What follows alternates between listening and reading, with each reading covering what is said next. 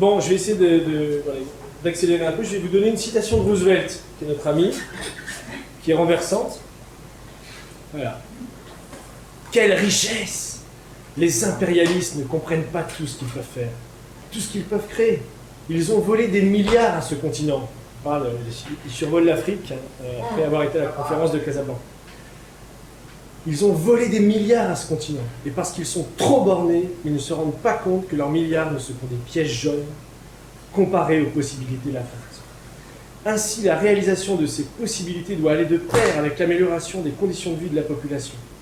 Regardez les dépressions salées du sud de la Tunisie, qui sont sans doute les vestiges d'une vaste mer intérieure. Il y a ces grandes rivières qui prennent leur source dans l'Atlas, puis disparaissent sous le Sahara pour devenir des rivières souterraines.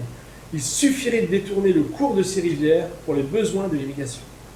Et cette région deviendrait si fertile que la vallée impériale de Californie aurait l'air d'un carré de choux à côté. De même, pour les dépressions salées qui sont au-dessous du niveau de la Méditerranée, en creusant un canal jusqu'à la mer, on reformerait l'ancien lac, l'ancienne mer intérieure, l'ancien lac. Le Sahara fleurirait sur des centaines de kilomètres. C'est vrai, le Sahara n'est pas qu'une étendue de sable. Il recèle en puissance des richesses extraordinaires. Ça, c'était Franklin Delano Roosevelt. Ça peut être pendant la Seconde Guerre mondiale. Donc juste pour finir, on a vu le bassin du Congo, on a vu la vallée du Nil, un peu vers le lac Tchad. Et juste pour finir en quelques mots, puisque ça c'est quelque chose qu'on vient de publier à la fois en français et également en langue arabe. Je ne sais pas s'il est en anglais aussi. Il est en anglais et en allemand maintenant. Enfin, qui est publié justement aujourd'hui dans plusieurs langues. Parce que ça c'est une organisation internationale, comme disait l'autre. Et justement qui est le projet qu'on a requalifié de Rouder-Pommier. Donc Monsieur Pommier, quelqu'un qui est ici, Yves Pommier, voilà, qui a... Enfin, attendez de voir le projet, c'est tout ça. Quand même. Enfin, il y en a qui l'ont lu déjà. Bref, donc c'est pourquoi Rouder-Pommier? Parce qu'à la base c'est un projet qui date de 1874. Donc là, il y avait le projet du bassin du Nil qui était 1946. Là, on remonte à 1874. Et c'était Rouder François Elie, donc qui était un topographe français, formé à l'école française. D'ailleurs, qui est né en 1836, mort en 1885, la fameuse conférence de Berlin. Il a dû voir ça à la fin de sa vie, le pauvre. La conférence de Berlin, c'est quand le monde s'est réuni, c'est organisé pour découper l'Afrique et se partager l'Afrique en morceaux. Très beau reportage d'ailleurs qui est accessible sur internet, que je peux passer, je l'ai, sur toute l'histoire, parce qu'on a tous les textes de la conférence de Berlin. Donc ils ont fait un film avec tous les textes originaux. Un très beau documentaire qui explique comment se partage avec l'Association internationale du Congo, d'ailleurs, qui a été créée par Léopold, roi des Belges, et après comment se divise le pays en fonction d'agencement. Et on a encore les cartes de l'époque, avec les petites annotations, ça c'est pour la France, ça c'est pour l'Allemagne, ça c'est pour ceci. Et pour ceux qui pensent que les États-Unis sont un empire, il n'y a pas de colonie américaine. Il y avait des intérêts. C'est une parenthèse. Donc, ce projet Rouder de 1874 a été publié en 1874 dans la Revue des Deux Mondes, et justement, qui était l'idée de recréer justement la grande mer intérieure dans le sud de la Tunisie et de l'Algérie. Puisqu'il y a justement ce qu'on appelle les chottes dans ces régions-là, qui sont des grandes dépressions. Et il avait travaillé sur ce projet-là avec Ferdinand de Lesseps,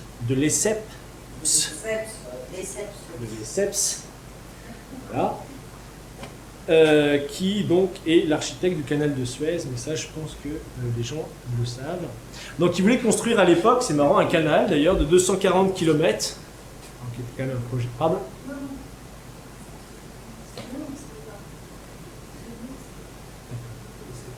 C'est lui, tout à fait. Il est connu pour ça. Et d'autres choses, mais...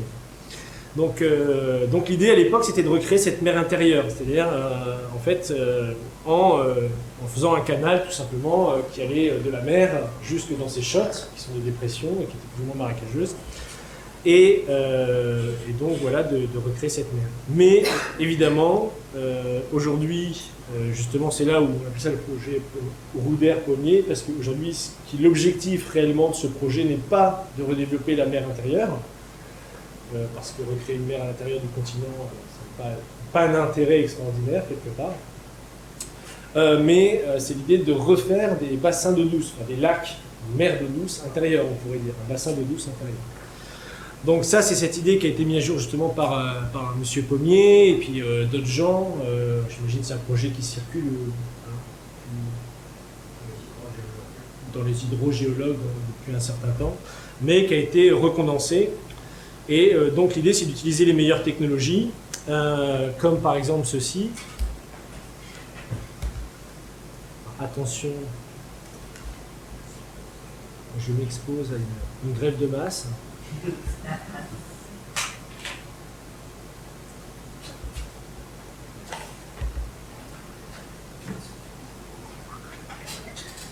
Non, déjà je vais vous montrer ça, il n'y aura pas de grève de masse tout de suite. Voilà, ça c'est juste pour vous montrer. Oh, ça va, ça va. Non, c'est le golfe de Gabès. Alors j'ai pas la photo du... Attendez. Non, mais soyez un petit peu... Soyez un petit peu patient quand même. Le Français adore ça, ce moment où il peut se rebeller. Je suis pas d'accord. Bref. Si vous voulez, je vous ferai une citation de De Gaulle sur le qu'est-ce qu'un Français dans l'armée de métier, qui est simplement une merveille, tout simplement. Ce sera le bonus si vous voulez. Non, je voulais juste parce que là, sur la carte que j'ai, il n'y a pas le... Donc ça, c'est notre site, hein, pour ceux qui ne connaissent pas. Voilà. Donc vous avez justement cette carte-là. C'est juste pour vous montrer où sont les shots. Hein. Donc ici, El Feja, El Djerid, ici. Là, c'est le golfe de Gabès. Donc vous avez Tunis qui est là. Donc on sait que le développement a surtout été côtier. D'ailleurs, tout l'enjeu historique, c'est intéressant de penser comme ça, parce que tout l'enjeu historique depuis 200 ans a été de se battre contre l'Empire britannique. L'Empire britannique est un empire maritime et qui constamment s'est battu contre le développement intérieur des terres. Depuis la Révolution américaine jusqu'à tout ce qui s'est passé en Afrique avec l'Empire français junior qui a joué le même jeu. Donc là, vous avez le golfe de Gabès, que je vais montrer ici, et donc toute la dépression sur laquelle Rouder, Pommier. Donc ça doit être, cette carte a dû paraître en 1874, j'imagine, dans la revue, hein, à l'époque. On avait quand même déjà des topographes assez qualifiés. Et donc une vue latérale, en fait, voilà, tout simplement. Là, on voit bien le golfe de Gabès, ici, les shots tunisiens, la frontière, ici, et après, les mêmes shots d'un point de vue algérien, tout simplement. D'ailleurs, je ne sais pas, ils n'en parlent pas de la frontière entre l'Algérie et la Tunisie et comment les détracer les peuples. Voilà, bon, ça c'était simplement pour vous montrer. Il reste de l'Empire ottoman.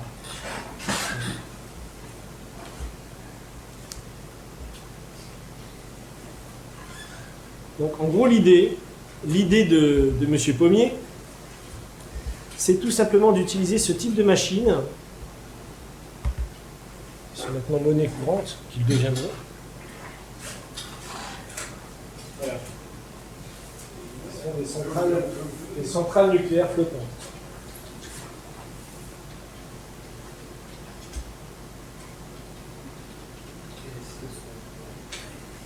Qui résiste au tsunami, je ne sais pas si elle résiste au tsunami, je dois l'avouer. C'est une machine russe, en effet, parce que c'est les seuls, je crois, à l'heure actuelle, à avoir produit une centrale nucléaire. Et il y a maintenant aujourd'hui quelque chose qui a été pas mal promu et qui est français, c'est la direction navale française. Qui propose justement la création de centrales nucléaires sous-marines, de FlexBlue. Il y a un bel article sur ce qu'on a publié avec, je crois, une petite vidéo qui montre un petit peu comment ça fonctionne et qui, à mon avis, sera plus résistante au tsunami que cet engin-là, je ne sais pas. Ne serait-ce que parce que ça, c'est une mission sur la côte, l'écolo qui est dans le fond de la mer. Oui, évidemment, il y a quand même un avantage qui n'est pas négligeable. Donc la technologie française, Cocorico, je dirais, pourrait avoir un avantage plus grand que que ces centrales-là. Or, aujourd'hui, ça, c'est ce qui est disponible prochainement et qui est fondamental pour ces pays-là pour se développer. Donc, tout simplement. Même en Bretagne, hein, alors du coup, la Bretagne, il n'y a pas des. Oui, tout à fait. Nous, on avait proposé ça dans la baie d'Erquy, au-dessus de Saint-Brieuc, justement parce qu'ils voulaient faire un parc d'éoliennes énorme. Et les gens se sont évidemment rebellés. Ah, ils sont pour les éoliennes, mais pas chez eux. Quand c'est comme c'est beau, ils ne veulent pas d'éoliennes. Et nous, on avait proposé la création d'une centrale nucléaire de 4e génération, qui, elle, résiste au tsunami, tout simplement parce qu'il faut savoir que le problème qu'il y a eu au Japon, c'est que c'est des centrales qui sont de la 2e génération, donc qui sont des centrales qui ne devraient plus exister à la surface de la planète, en fait, tout simplement. Même les centrales françaises qui sont de la 3e génération ne devraient plus, dans un état rationnel et cohérent, ne devraient plus exister, être remplacées immédiatement par la 4e génération. Ils sont à sécurité intrinsèque, et donc qui évitent toute fusion, justement, comme c'était le danger qui aurait pu arriver au Japon. Donc, dans le projet Pommier, Rouder, toujours est-il que ce qui est proposé pour l'instant, c'est la création d'un système de pompage, justement, de l'eau de mer, puis d'un système de dessalement de l'eau. Donc, avec ces centrales-là, on peut dessaler de l'eau, justement par un système de pompage, les faire monter sur la colline de Gabès, parce que c'est en hauteur par rapport à la mer, et pouvoir ensuite, via ces canaux, comme on les a vus tout à l'heure, re-irriguer en fait tous ces shots et les re-remplir à nouveau d'eau. Alors il y a un problème qui se pose qui est déjà très important, c'est qu'il faut ce qu'on appelle retirer, enfin polymériser, c'est-à-dire qu'il y a beaucoup de sel dans ces régions-là. Une des premières étapes serait justement d'envoyer de l'eau douce pour rincer, on pourrait dire nettoyer, rincer, laver, et évacuer justement tout ce qui est l'eau salée, le sel, etc. par des systèmes distincts de canalisation ou autre. Je ne sais pas d'ailleurs si on n'a pas une... Mais ça donne une idée, ça un petit peu.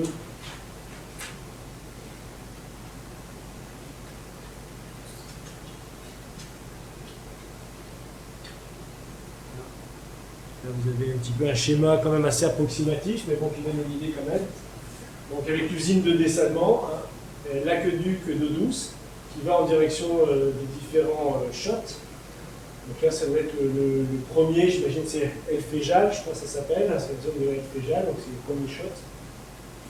Donc qui permet d'amener l'eau douce dans cette zone-là, de développer des surfaces de développement, et ensuite d'extraire l'eau, par exemple, l'eau salée, en fait, et le sel récupéré par ce système-là vers la mer. Il permet de créer justement toute une zone de développement d'eau douce. Mais c'est El Djerid, pardon. Ah, c'est une erreur, donc c'est El Fejal.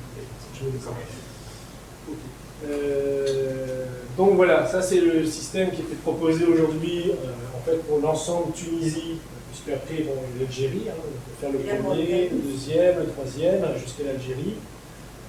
Et ce qui permettra de développer non seulement des zones de développement d'eau douce, mais de re-irriguer toutes ces régions-là qui sont quand même au nord du Sahara, et de changer déjà localement le climat, c'est bien politique que réel en fait. C'est vraiment, ce type de projet change complètement l'attitude des gens, comme on l'a connu. Donc, changer le climat à la fois politique et biosphérique, le climat local, et justement pouvoir développer ces pays vers le sud. Parce que pour l'instant, il n'y a qu'un développement qui est en grande partie côtier.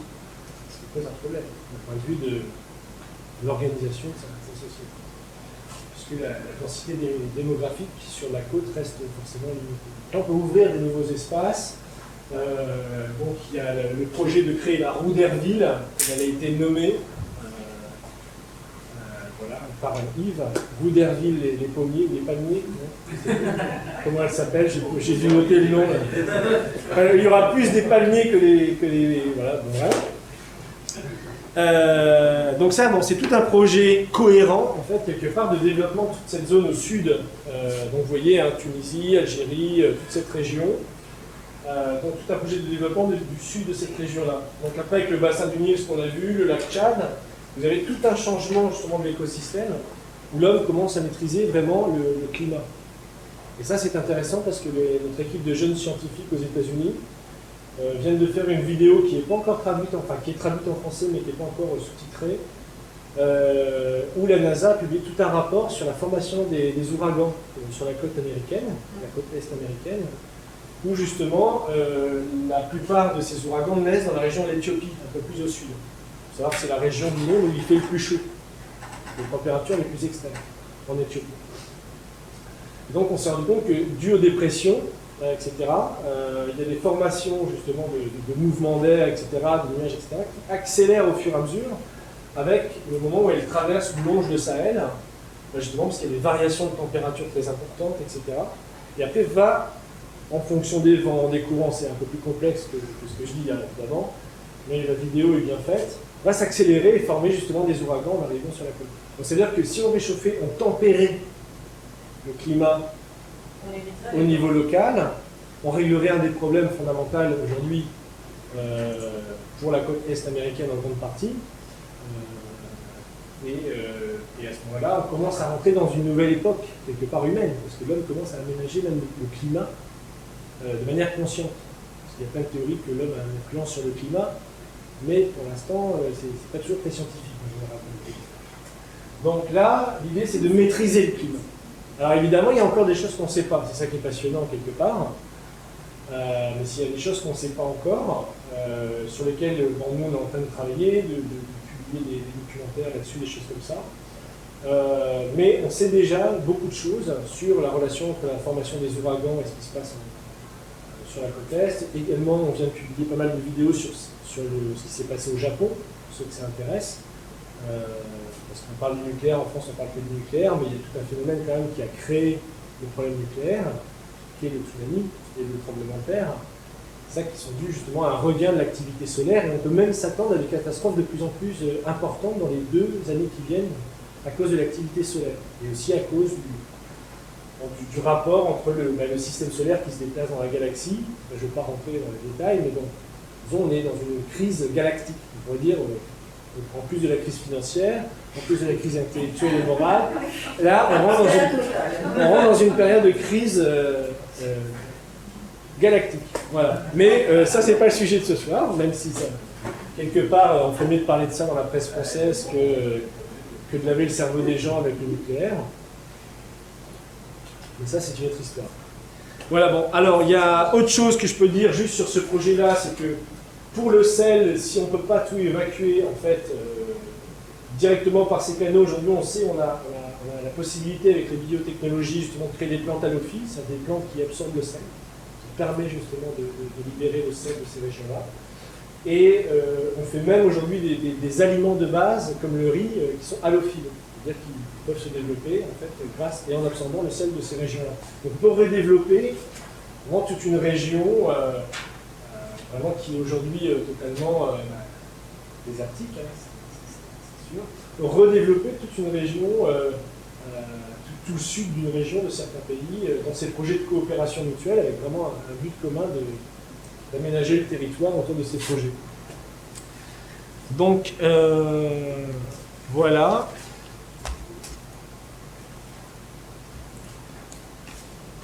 Donc, conclusion, 2 points, et j'ai rien marqué, donc je vais vous laisser la parole.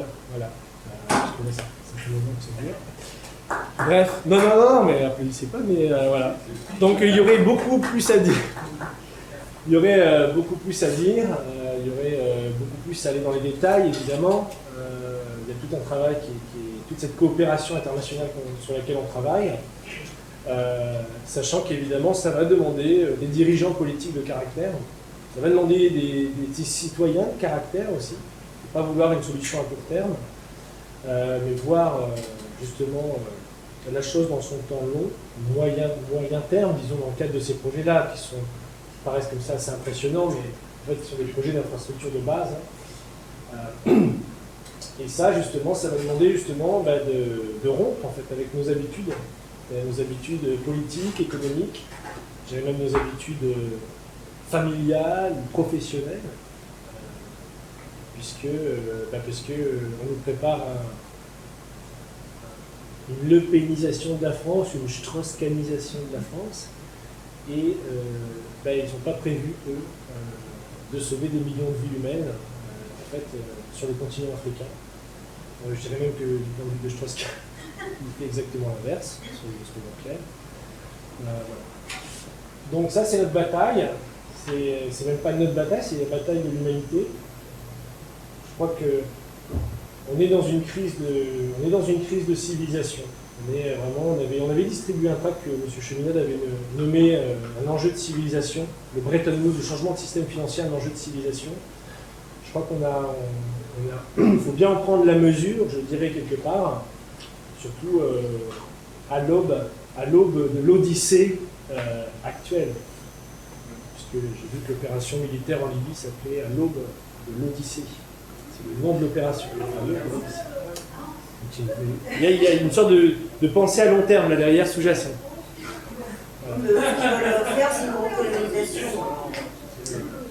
Donc soyez en colère, énervez-vous, rejoignez Solidarité et Progrès. On a distribué 1 million de tracts il y a 2 ans de ça, grâce à des militants, grâce à des citoyens qui annonçaient la crise financière, qui annonçaient les grèves de masse au niveau mondial. Ça commençait sur la question des grèves de masse qui allaient arriver dans le monde. Parce qu'on savait que ça allait venir. Donc je veux dire, on sait que c'est ça l'avenir. Donc la question c'est quand est-ce qu'on s'y met. Et c'est pour ça que j'ai voulu, pour fêter quelque part l'anniversaire de la mort de Patrice Lumumba, donner un sens un peu plus palpable de ces projets et de cet avenir possible pour l'Afrique.